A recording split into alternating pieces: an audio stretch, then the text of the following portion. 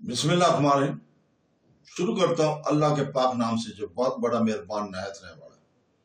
دوستو، بہنوں، بھائیوں، بزرگوں، السلام علیکم ورحمۃ اللہ وبرکاتہ۔ تاریخ اسلام میں ہم محمود غزنوی، سلطان محمود غزنوی سے اکبر، جلال الدین اکبر، مغل اعظم تک کی تاریخ کو بیان کر رہے ہیں۔ آج اس کی 44 نمبر قسط ہے اور شہاب الدین غوری کی داستان ہے۔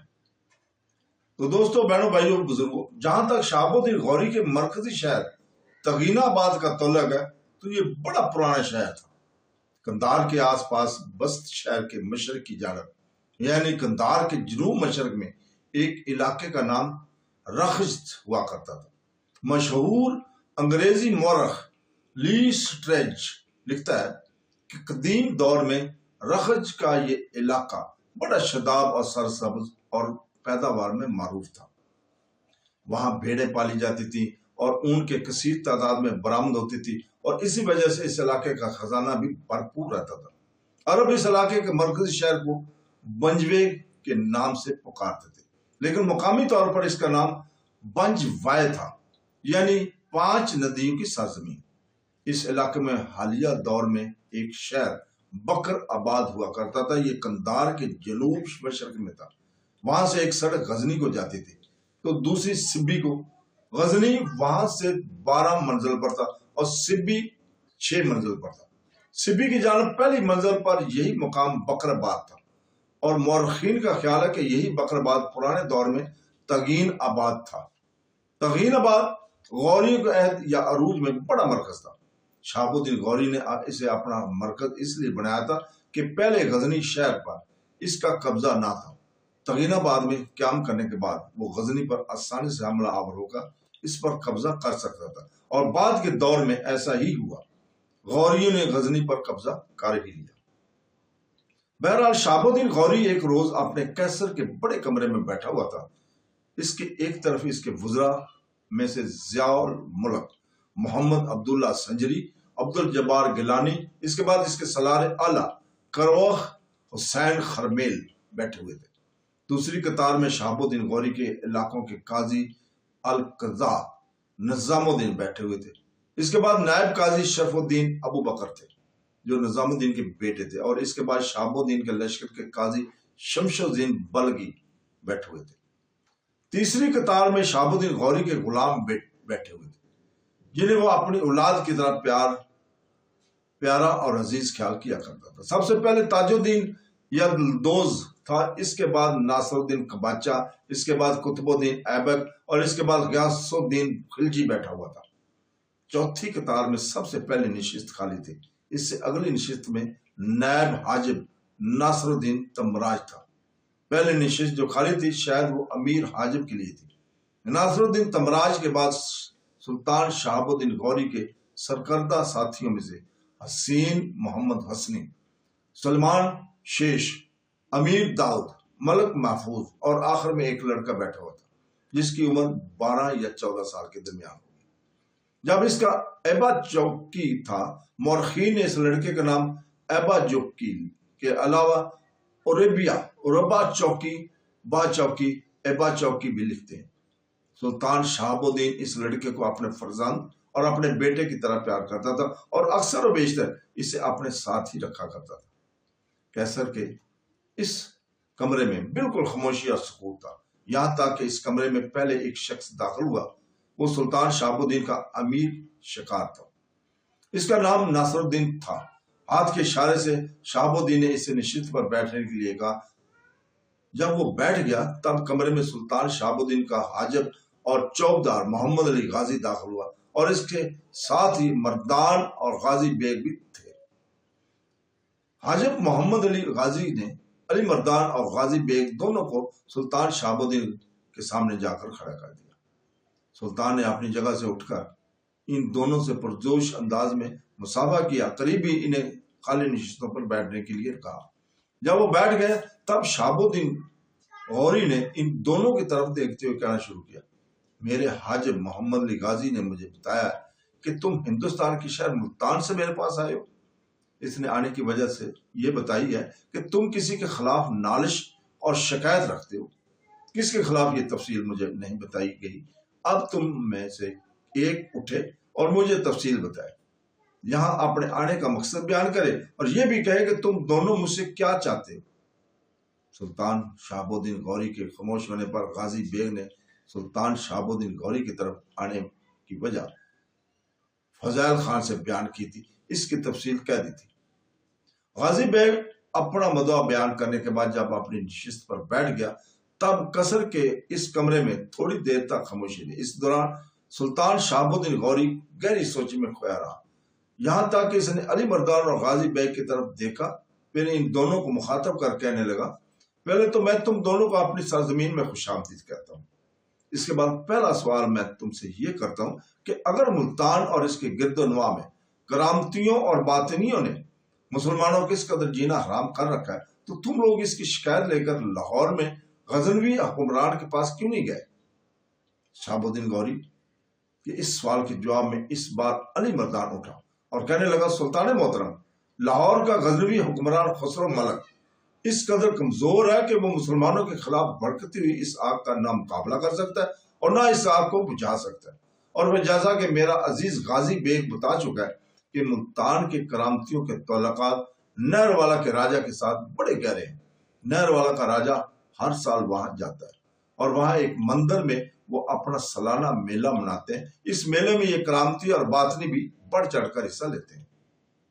سلطان محترم، بات دراصل یہ ہے کہ ملتان اور گرد و نواح میں ان کرامتیوں کے جاسوس بری طرح پھیلے ہوئے ہیں، جب کوئی بھی ان کی شکایت کا کسی سے کرنے کے لیے جاتے ہیں وہ اسے موت کے گھاٹ اتار دیتے ہیں۔ سلطان محترم، ملتان سے دو بڑی شہریں نکلتی ہیں، ایک ملتان جھنگ چنیوٹ پنڈی بھٹیا سے ہوتی ہوئی مشہور تاریخی شہر سودرا کی طرف چلی جاتی ہے جو دریائے چناب کے کنارے واقع ہے، دوسری شہرہ ملتان سے سیدھی بیرا کی طرف آتی ہے اور وہاں سے عیسیٰ کے بنو سے ہوتے ہوئے آپ کے علاقوں کی طرف آتی ہے۔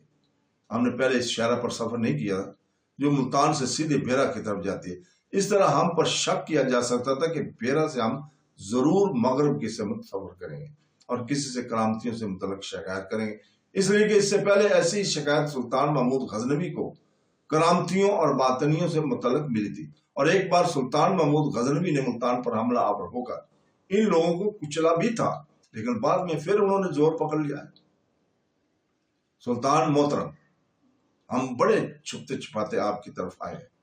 ہم نے پہلے اس شہرہ پر سفر کیا جو ملتان سے جھنگ چنیوٹ پنڈی بھٹیا سے ہوتے ہوئے سودرا جاتی ہے۔ سودرا جانے کے لیے ہم نے بہانہ کیا تھا کہ ہم سودرا کے تاریخی مقامات دیکھنے جا رہے ہیں۔ سودرا میں قیام کرنے کے بعد ہم نے پھر اسی شہرہ پر سفر کیا جو سودرا سے بھیرے ہوتی ہوئی آپ کے علاقوں کی طرف آتی ہے۔ یہاں تک کہنے کے بعد علی مردان خاموش ہو کر بیٹھ گئے۔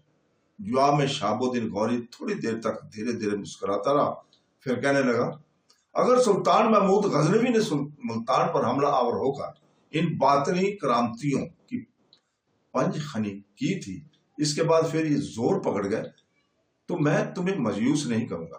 میں ان لوگوں پر حملہ آور ہو کر مسلمانوں کو ان کے ظلم و ستم سے نجات ضرور دلاؤں گا، لیکن ملتان پر حملہ آور ہونے سے پہلے میں اپنے شمالی علاقوں کی ایک مہم سے فارغ ہونا ضروری چاہتا ہوں۔ اس کے بعد میں ملتان کا رخ کروں گا۔ دونوں فکر مند نہ ہونا، جس طرح اور جن شہروں سے سفر کرتے ہوئے آئے ہو اسی راستے سے واپس جانا، کسی ذکر تک نہ کرنا۔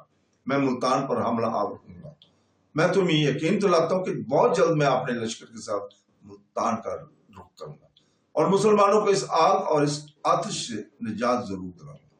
یہاں تک کہنے کے بعد سلطان شہاب الدین غوری تھوڑی دیر کے لیے خاموش رہا، ساتھ ہی ساتھ مسکراتا بھی رہا۔ شاید وہ کچھ سوچ رہا تھا، پھر اس نے علی مردان کی طرف دیکھتے ہوئے کہنا شروع کیا، علی مردان، تمہارے ساتھی غازی بیگ نے جو تفصیل مجھے کرامتیوں اور باطنیوں سے متعلق بتائی ہے، اس میں نہر والا کے راجہ کی راجکماری کا بھی ذکر کیا تھا، جس سے متعلق اس نے بتایا کہ وہ ابھی نو عمر ہے اور انتہا درجہ کی خوبصورت اور پرکشش ہے، اور ایسی بہترین ترین انداز ہے کہ اپنے کانوں سے بالی اتار کر لکڑی میں لگاتی ہے اور چند گز کے فاصلے پر کھڑے ہو کر تیر عین بالی کے بیچ میں مارنے کی مہارت رکھتی ہے۔ شہاب الدین غوری جب خاموش ہوا تب علی مردان کہنے لگا، سلطان محترم، میرے ساتھی غازی بیگ نے جو کچھ کہا وہ درست ہے۔ یہ واقعہ پہلی بار پچھلے سال اچ شہر میں ہوا، جیسا کہ میرا خاصا پہلے تفصیل بتا چکا ہے کہ اچ شہر میں ہندوؤں کے ایک بڑا قدیم اور کافی وسیع اور بڑا مندر ہے، وہاں ہر سال میلہ لگاتے ہیں۔ نہر والا کا راجہ اپنے اہل خانہ کے ساتھ ہر سال وہاں آتا ہے، لیکن پچھلے سال پہلی بار اپنی اس راجکماری کو اپنے ساتھ وہ لے کر آیا تھا۔ سلطان محترم، وہ راجکماری ابھی بالکل بچی ہی ہے، اسے میں یہ کہہ سکتا ہوں کہ وہ اپنے بچپنے کے پہلے درجے میں ہے، لیکن میں نے اپنی زندگی میں نہ اس جیسی کبھی کوئی حسین لڑکی دیکھی، اور نہ ہی اپنی زندگی میں مردوں یا عورتوں میں سے کوئی ایسا اچھا تیر انداز نشانہ رکھنے والا کوئی دیکھا ہے۔ سلطان محترم بڑے اہتمام کے ساتھ وہ اپنے کانوں سے سونے کی بالی اتار کر لکڑی کے بلی میں لگاتی ہے اور چند گز پیچھے ہٹ کر کھڑی ہوتی ہے، اور جب تیر چلاتی ہے تو تیر اس کی بالی کے وسط میں آ کر پوست ہوتا ہے، اور یہ ایسا کمال ہے کہ ایسا کمال آج تک کوئی نہ دکھا سکا۔ ساتھ ہی جیسا کہ میرا ساتھی غازی بیگ بتا چکا ہے کہ راجہ نہر والا نے یہ بھی اعلان کیا ہے کہ جس طرح اس کے راجکماری اپنے کانوں سے بالی اتار کر اور لٹکا کر چند گز پیچھے ہٹ کر تیر بالکل بالی کے وسط میں مارتی ہے، اگر ایسا ہی کوئی اور کر دکھائے اور راجکماری کی بالی میں تیر اتنے فاصلے پر ہی کھڑا ہو کر پوست کر دے تو راجہ کا اعلان ہے کہ وہ راجکماری کو اس سے منسوب کر دے گا۔ اور جب راجکماری اپنے بچپنے سے نکل کر جوانی میں داخل ہوگی تو جس سے اس راجکماری کو منسوب کیا ہوگا، راجکماری کو اس سے بیعت کر دیا جائے گا۔ سلطان محترم، یہ اعلان نہر والا کے راجہ نے بڑے میلے میں کیا تھا، جب اس کی بیٹی راجکماری نے یہ کمال دکھایا تھا تو راجکماری کو حاصل کرنے کے لیے وہاں کھڑے بڑے بڑے نوجوانوں نے اپنی تیر اندازی کے فن کو آزمایا، لیکن کوئی بھی شخص اپنے تیر کو راجکماری کے بالی کے بیچ میں پوست نہ کر سکا تھا۔ سلطان محترم، نہر والا کے راجہ کا یہ بھی اعلان ہے کہ اس مقابلہ میں 15-16 سال سے بڑی عمر کا کوئی لڑکا حصہ بھی نہیں لے سکتا۔ علی مردان جب خاموش ہو کر بیٹھ گیا تب شہاب الدین غوری تھوڑی دیر تک بڑی شفقت بڑی محبت میں ایبا جوکی نام کے اس لڑکی کی طرف دیکھتا رہا، پھر علی مردان اور غازی بیگ دونوں کو مخاطب کرتے ہوئے کہنے لگا، تم دونوں وہ سامنے جو قطار میں لڑکا بیٹھا ہے اس کی طرف غور سے دیکھو، نام اس کا ایبا جوکی ہے، جوگی نہیں جوکی۔ میرے ہاں اس کی حیثیت ایک بیٹے کسی ہے۔ سن نہر والا کے راجہ کی راجکماری اگر چند گز کے فاصلے پر کھڑی ہوگا اپنی بالی کے بیچ میں تیر پوست کر سکتی ہے، تو یہ جو لڑکا بیٹھا ہے جس کی طرف میں نے اشارہ کیا، یہ ایک ایسا عمدہ تیر انداز ہے کہ راجکماری کی بالی تو ایک طرف رہی، راجکماری جس کان کے سوراخ میں بالی پہنتی ہے، یہ لڑکا اتنے ہی فاصلے پر کھڑا ہو کر راجکماری کے اس سوراخ میں بھی تیر پوست کر سکتا ہے۔ علی مردان اور غازی بیگ دونوں بڑے شوق سے ایبا جوکی کی طرف دیکھنے لگے تھے، جسے زیادہ تر لوگ ایبا کہہ کر ہی مخاطب کرتے تھے۔ کچھ کہنا چاہتے تھے کہ کیسر کے اس کمرے میں ایک بار پھر سلطان شہاب الدین کی آواز گونج گئی۔ ان دونوں کو مخاطب کرتے ہوئے سلطان کہہ رہا تھا، میرے دونوں عزیزوں، تم لمبا سفر طے کر کے آئے ہو، چند دن یہاں قیام کر کے بالکل آرام کرو۔ جب تم دونوں یہاں سے روانہ ہونا چاہو گے تو میں اپنے قریبی ساتھیوں میں سے ناصر الدین تمران اور اس لڑکے ایبا کو تمہارے ساتھ روانہ کر دوں گا۔ ملتان کے نواح تک تم چاروں اکٹھے سفر کرنا، ان دونوں کا اپنے ہاں نہ ٹھہرانا۔ ملتان کے نواح میں کسی سرائے میں ان کے قیام کا اہتمام کر دینا، جیسا کہ غازی بیگ نے انکشاف کیا ہے کہ اگلے سال کا ہندوؤں کا میلہ جو اچ میں منعقد کیا جا رہا ہے وہ چند ہفتوں تک منعقد ہوگا۔ اب میں اس ناصر الدین تمران اور ایبا کے ذمہ 2 کام لگاتا ہوں۔ پہلا یہ کہ ہندوؤں کے اس تہوار میں حصہ لیں گے، اور وہ لڑکا جسے تم میرا بیٹا کہہ سکتے ہو وہ نہر والا کے راجہ کی راجکماری سے تیر اندازی کا مقابلہ کرے گا۔ یہاں تک کہنے کے بعد شہاب الدین غوری رکا، پھر غازی بیگ کی طرف دیکھتے ہوئے کہنے لگا، غازی بیگ، تم نے پوری تفصیل بھی بتا دی، گفتگو بھی ہو چکی، لیکن ابھی تک دونوں میں سے کسی نے بھی نہر والا کے راجہ کی راجکماری کا نام نہیں بتایا۔ اس پر غازی بیگ اپنی جگہ پر اٹھ کھڑا ہوا، کہنے لگا، سلطان محترم، نہر والا کے راجہ کا نام بھیم دیو ہے، اس کی رانی کا نام راج کمل ہے، اس کے بیٹے کا نام راج دیو اور راجکماری کا نام کمار دیوی ہے۔ غازی بیگ یہاں تک کہنے کے بعد چپ ہو گیا تو سلطان مسکراتے ہوئے پھر بول اٹھا، جیسا کہ میں کہہ رہا تھا کہ ایبا नहरवाला के राजा भीमदेव की राजकुमारी कुमार देवी से इस त्योहार में तीर अंदाजी का मुकाबला करेगा। फिर वक्त की आंख और दुनिया की बसारत देखेगी कि तीर अंदाजी के इस मुकाबले में ऐब्बा कामयाब रहता है या भीमदेव की राजकुमारी कुमार देवी। और मैं तुम्हें यह भी बताता चलूं कि अभी ये नौ उम्र है, लेकिन तेखजनी में बड़े बड़ों को अपने सामने जेर करने की सनाई और हुर्रमंदी ये जानता है। तो दोस्तों, इसके साथ ही आज इजाजत चाहते हैं। कल इंशाअल्लाह ताला इसी जगह से हम बयान करेंगे। अल्लाह हाफ़िज़।